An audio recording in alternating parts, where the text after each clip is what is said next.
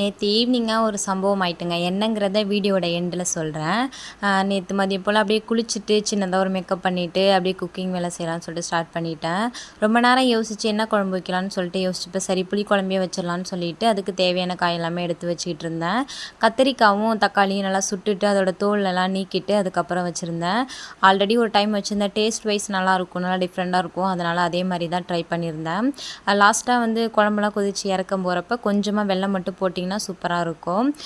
பொரியலுக்குன்னு பார்த்தீங்கன்னா கொத்தவரங்காய் பொரியல் தான் செஞ்சுருந்தேன். சமையல்லாம் முடிச்சுட்டு இட்லிக்கு அரிசி ஊற வச்சுருந்தேன், மறந்துட்டேன். சரி கையோட அதையுமே அரைச்சி வச்சுட்டேன். ஒரு 2 டேஸாக வந்து பெட்ஷீட்டே போடல பெட்டில். சரி அதையுமே போட்டு அப்படியே நீட் பண்ணி வச்சுட்டு ஹஸ்பண்ட் வந்ததும் ஒன்றாவே உட்காந்து அப்படியே லஞ்சு சாப்பிட்ருந்தோம். ரிட்டன் அவங்க வேலைக்கு போனதுக்கப்புறம் பாப்பா ரொம்பவே அழுதுகிட்டே இருந்தா. சரி அவள் கூடயே நானும் அப்படியே தூங்கிட்டேன்.